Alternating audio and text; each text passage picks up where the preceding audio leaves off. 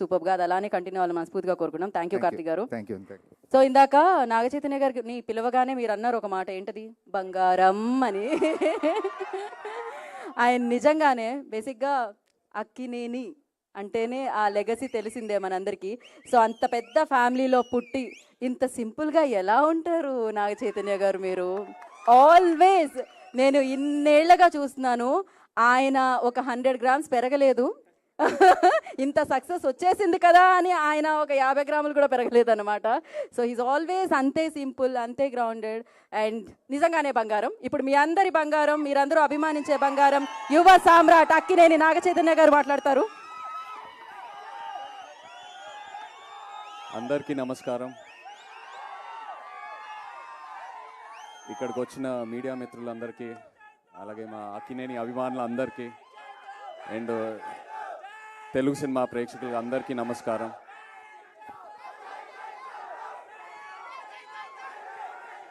Thank you thank you thank you thank you. మరి అంత పెద్ద మాట వద్దు. Thank you. ఇవాళ ఎంతో ఆనందంగా ఉంది నాకు. వృషకర్మ గ్లిమ్స్ లాంచ్ చేసాము. ఈ మూమెంట్ కోసం నేను ఎప్పటి నుంచో ఎదురు చూస్తూ ఉన్నాను. ఎందుకంటే కార్తిక్ అన్నట్టు ఇది నా కెరియర్లో 100% ఇది నా బెస్ట్ సినిమా అవబోతుంది.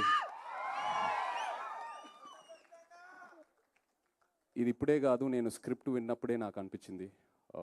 నాకు ఒక యాక్టర్గా ఒక కోరిక అలా ఉండిపోయింది.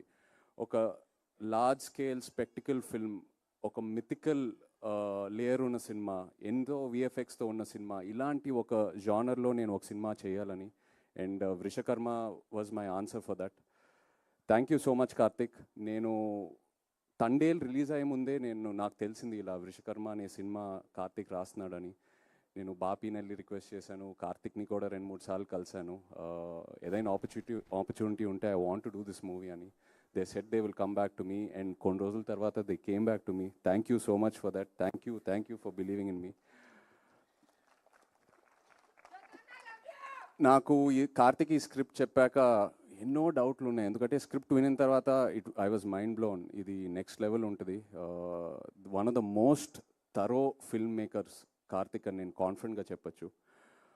సో స్క్రిప్ట్ చదివాక నాకు ఎన్నో క్వశ్చన్ మార్క్. ఇది ఎలా అచీవ్ చేస్తాం Karthik? This is such a larger than life film. ఎంతో డిమాండ్ అవుతుంది ఈ సినిమాకి, ఎలా అచీవ్ చేస్తాం అనేది. అండ్ ప్రతి షెడ్యూల్ ముందు ఇక్కడ ఉన్న టీం నాకు ఆ ఆన్సర్స్ ఇస్తూ వెళ్తూ ఉన్నారు.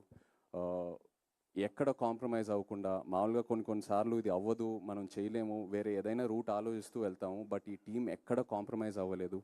కార్తిక్కి ఏదైతే కావాలనుకున్నాడో అది 100% అచీవ్ చేసుకుంటూ వెళ్ళాము ప్రతి షెడ్యూల్లో. So thank you so much to this entire team standing here.